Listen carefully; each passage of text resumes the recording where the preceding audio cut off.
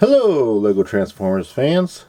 This is a short episode as part of our techniques and terminologies. So today we're going to talk about stud friction. What exactly is stud friction? With Legos, studs are these little bumps on top that say Lego. If it's an official Lego, it'll say Lego. If it's not official, it'll probably be nothing there. So these little studs, and this piece right here, this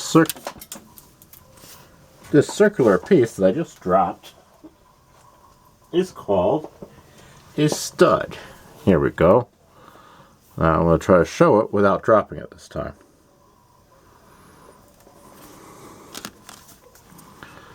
So now we hook it back on.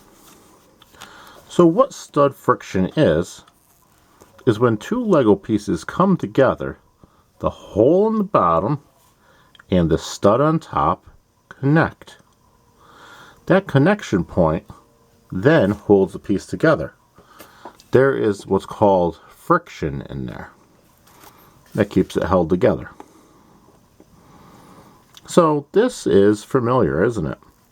It's Jetfire's arm. In Jetfire's arm, there are 2 points of stud friction. And with my Legotransformers, it's easy to see the stud friction because I use these singular circle stud pieces. They seem to be great for rotational purposes. So here, our first one is the hand. The hand is a square piece with a hand coming out of it. But it rotates on that round stud piece. And so stud friction basically keeps it together. Now, one thing about stud friction is the more you do it, the looser it's going to get. So you may have to always kind of push them together a little bit. And if you do it too much, they might be very loose. And here we could rotate this arm like this, or we could rotate like this. And that is stud friction. You can see this one, when I rotate it, the piece kind of lifts up a little bit. And so you just kind of push that back down. I try to use stud friction for certain pieces like hand rotations because you use less pieces and you can get them to slide into the right spot more easily. However, the downsides of stud friction, one is your pieces get very loose and over time they come right apart.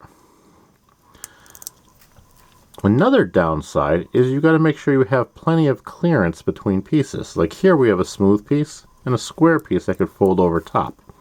Notice how the angle of the square piece goes on top of the flat part. Now if this was a studded part, we would not be able to do this as easily.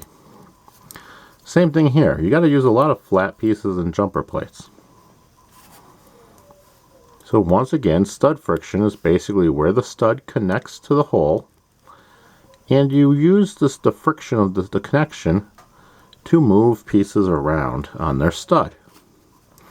It's not the best way to transform things, but when you're making small scale Lego Transformers, it is helpful. It is helpful to know what it's called. So my friends, that is called stud friction. I hope this has been informative and entertaining. So remember, if you liked the video, give it a like, and definitely subscribe for more Lego Transformers.